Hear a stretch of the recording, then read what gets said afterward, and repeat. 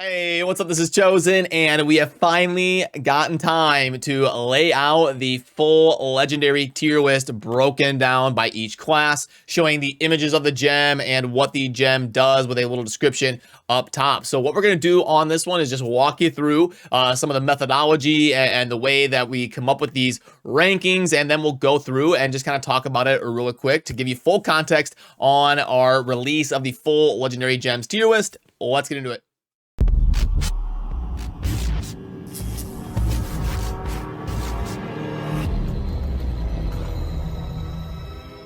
Alrighty, so right out the gate, Diablo Immortal is still new. We've still got about 75% of the viewers here on the channel not subscribed. So if you enjoy resources like this that have a lot of work that go into them to do rankings and to keep people in the loop of how metas are evolving, make sure to remember to subscribe down below so that you do not miss out on the daily Diablo Immortal content and all of the rankings that we're working on behind the scenes. But so anyway, we're going to be working on this and then eventually get it ported over to the website. There's been a lot of things going on behind the scenes in terms of getting the website development a lot more robust over at diablopro.gg, where you're going to be able to find all sorts of tier lists and articles and opinion pieces and great content creators that are going to be contributing to that as a resource. And we have got big things coming in the next couple of weeks and next month or two. So hopefully we'll get this ported over there and have it laid out even nicer than this is right here. But also in terms of the methodology for something like this, this is not just me. This is not just me going through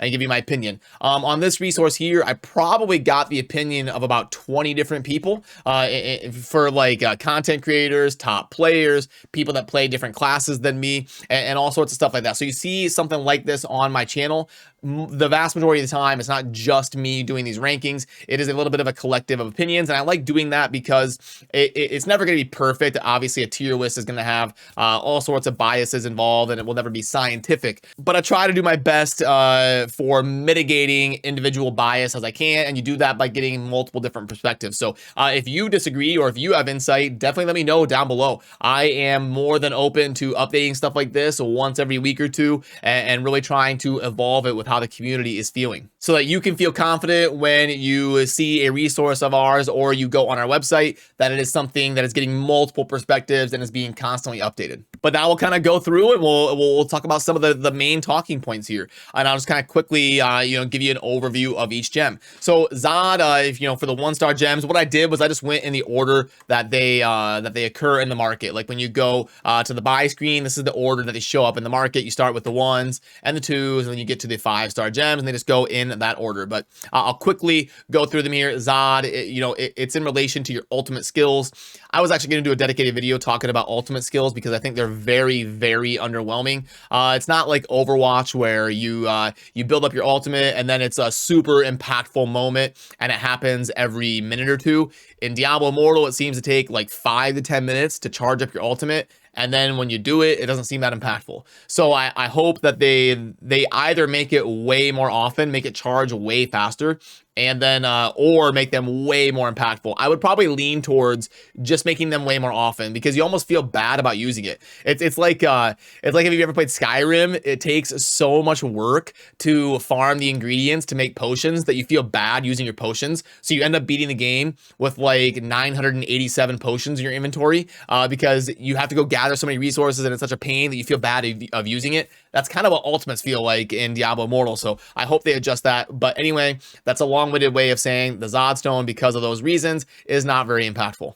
Carson's Invigoration is an awesome gem. It's one of the best 1-star gems, and a lot of different builds out there can take advantage of Carson's. I did a video recently that I'll remember to link to over there where we dove into why Carson's is so ridiculously strong for demon hunters and how it unlocks its value with like the Vithus set and stuff like that. So definitely consider building a Carson's for lots of different builds out there, and especially if you are a demon hunter. Defiant Soul, I mean, it's based around blocking, so yeah, there's really not a whole lot to say. It's not going to have a spot in very many different builds. Respite Stone, it's damage mitigation. It could make sense, but like Diablo Immortal is structured a little bit different than a game like Diablo 3, where you get some 0 DPS builds. You've got like a ZDPS Pole Barb, a ZDPS Necro. You don't really get these kind of like ironed out niche roles as often in Immortal, and it makes a gem like Respite Stone a lot less valuable. Pain of Subjugation, you're going to be dealing increased damage to enemies under loss of control. I mean, it could be okay for maybe like a wizard or something. Maybe I should put that to like a C. You cast Black Hole and then you nuke stuff down. But in general, it's not going to be that great. Same with Trick Shot Gem. Again, it's most commonly used for a wizard that really likes to channel and take advantage of that crystal, but not going to be super useful most of the time. Now, Berserker's Eye is incredible. Again, like Carson's and Everlasting Torment, going to be one of the best 1-star gems. You're going to be increasing damage dealt, but also damage taken. A lot of the game revolves around doing damage and making sure you crit as often as possible. That's why things like the banner from the Crusader is so amazing. So definitely an amazing 1-star gem. Seled's, you know, a lot of people think it's like the worst gem in the game or something. I mean, it is handy to get increased damage from killing an elite. There was a gem in Diablo 3 that did this same effect where you would get bonus damage after killing an elite, and you would also do bonus damage to elites, and you would also take less damage from elites. It was like Bane of the Powerful or something like that. It's been years since I played Diablo 3, but something like that, and it was one of the most commonly used legendary gems in the game. Seled's is a little bit weaker than that version, but I mean, you can still get decent value out of it, especially if you're Elder Rift farming or something like that. Mocking Laughter, you know, primary attacks, but yeah, there's not much to say about Mocking Laughter. It's taunting is not going to be a super impactful thing to do in general here. Everlasting Torment, a great one, going to be very useful for a lot of different builds out there. It's one of the better 1-star gems to focus on. Probably like there's probably 3 1-star gems that are really worth investing in for general utility builds over the course of the game. Carson's Invigoration, Berserker's Eye, and Everlasting Torment.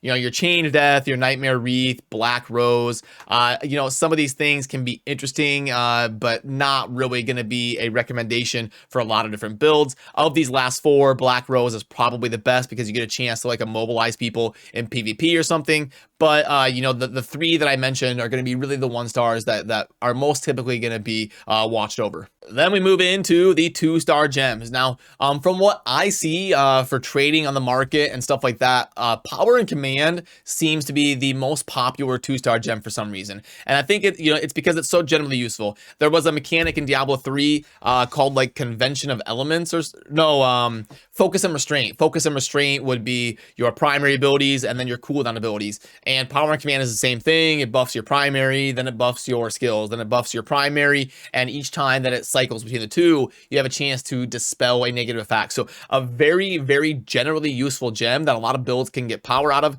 but 2-star gems are a little bit for how they work in the game right now. You almost just want to build 1-stars and 5-stars, but of the 2-star gems, Power and Command is definitely one of the most notable ones.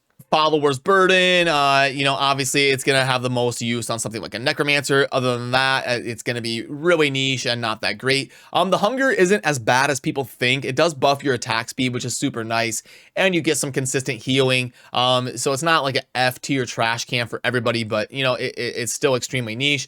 Bloody Reach is amazing for Demon Hunter. Anybody that likes to stay in the back and do damage, Bloody Reach is going to make sense in a lot of different builds. Battle Guard, decreased melee damage taken, but you move unhindered. Yeah, I mean, it needs to be a little bit more broad damage mitigation, so not going to be in very many builds. Cutthroats, you know, increased crit chance when from behind an enemy. This is just too hard to proc the effect consistently. You know, in a game like Diablo, you end up moving around constantly and farming content really quickly. So, you know, a gem like this just really isn't going to be consistent enough. Lightning Core, we thought this one was going to be really good. It's all right, but just these internal cooldowns, I did a video on these every 20-second type things. If it were able to just go consistently and cycle through and do damage and cycle through and do damage, it would be a lot better, but the internal cooldown kind of wrecks it a little bit. And then we get into the big 5-star gems, and these are the ones that are obviously going to be super expensive on the market and very hard to rank up, but they're also the most impactful. Phoenix Ashes, it's great for like PvP and stuff. It can make sense for melee characters, especially in PvP. And some people think it's S tier godly. Some people think it's like, meh, it's B or C. But it can definitely make an impact on the battlefield. It's just, again, the massive cooldown is pretty rough. Chip of the Stone Flesh. So the first 5-star gem that I dropped that wasn't a 2-star was, of course, a 4-star Chip of the Stone Flesh. And I went to sell it, and it was like the cheapest gem in the market. And I was like, well, great. Why couldn't I get a Bloodsoaked Jade or something? But yeah, Chip of the Stone Flesh based on CC effects that are going to amplify those. So you're gonna really need a build centered around taking advantage of that. And some classes just can't really do that super well. Howler's Call is kind of nice. It hits decently hard, but again, you can't really aim it, and it's got another one of those annoying internal cooldowns. Seeping Bile is great. It's just so generally good by dotting each individual target and doing extra damage. The game is based on doing damage, clearing content quicker. So Seeping Bile is one of the most sought after gems and most valuable ones on the market. Blessing of the Worthy is great in the right context on like a melee class where you're getting bonus damage constantly in an AoE perspective. So nothing wrong with Blessing. It is a good gem. Bloodsoaked Jade, in my opinion, is the best and most useful gem in the game, and it is the most resistant to being power crept out of relevance because it's just giving you consistent life and movement speed, which you can never go wrong with that, and also some damage mitigation to go along with it. So it's just so consistent, so generally useful, no internal cooldowns. It's just a well-designed and solid gem that I expect to be good for a very long time. It's probably the most valuable gem right now in Diablo Immortal. It's the most sought after in the market. It's going to instantly sell at max price whenever it is listed.